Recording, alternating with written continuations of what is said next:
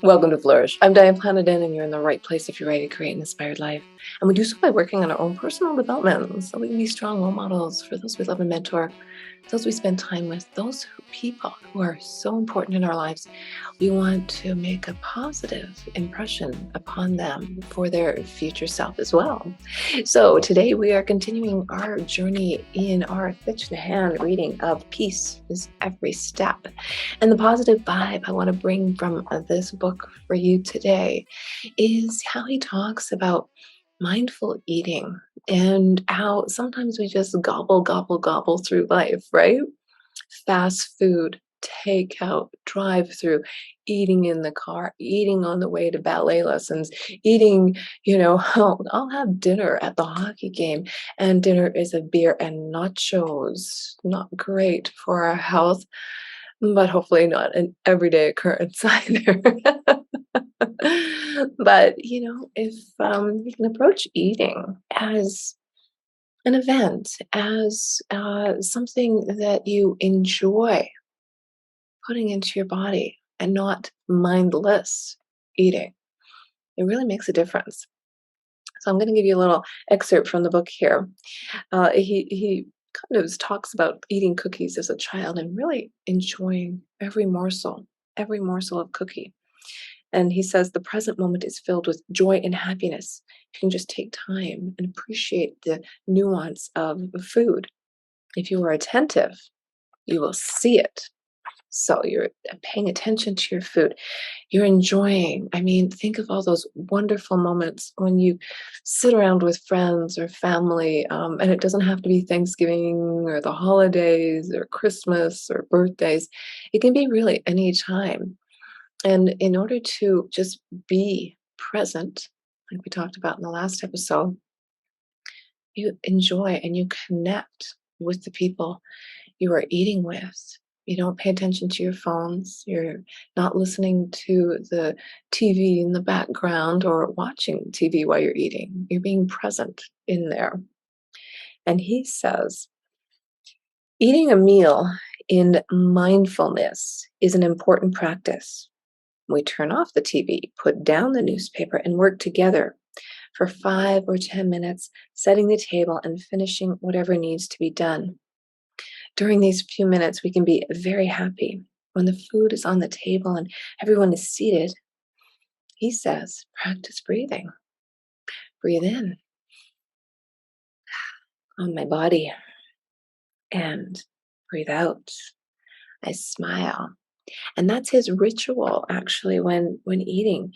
And they breathe in 3 times and breathe out 3 times. And they really calm their minds and smile and are grateful for the food before them. And they acknowledge one another before them. I really like that. And you don't have to be silent in your meals. In fact, I've had the best conversations over a really good meal. And sometimes it's just things you want to talk about, things you want to get off your chest, have some feedback.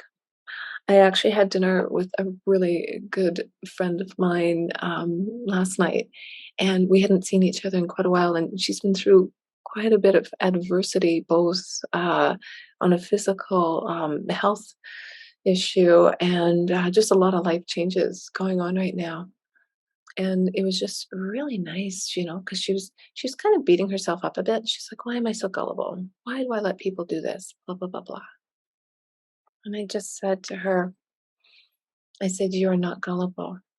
You're open minded, you're trusting, and you give people a chance because of your creative spirit, your curiosity." She's just like, "What on earth, Diane? That's amazing. What a wonderful way to look at it." And that's how I see her. I see her as this really inspiring person who really, her curiosity level is so heightened. It's amazing. And she's very creative, very, very grounded as well, though. So maybe do a little twist on that. So when the next time you're having a meal with somebody and you're sitting and they're just, being hard on themselves, see if you can twist those words for them. give a little bit of inspiration, it makes all the difference. So, Thich Nhat Hanh, he goes on to say, the food before them, after they're breathing and they're smiling, this food reveals our connection with the earth.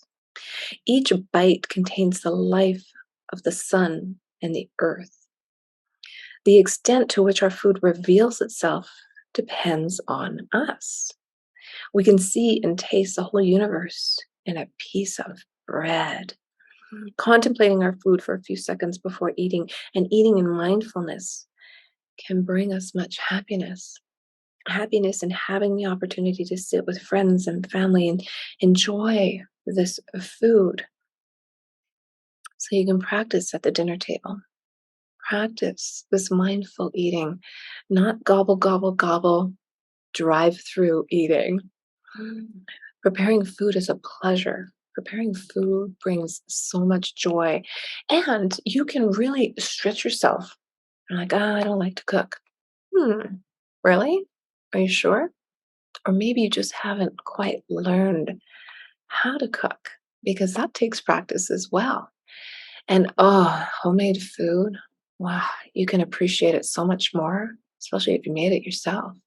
You've tried a new recipe, maybe made some neural connections that are new as well, because you're feeding not only your body, but your mind when you're stretching and growing and thriving. So, next time you sit down for a family dinner, turn everything off and be present, and you will live a more inspired life.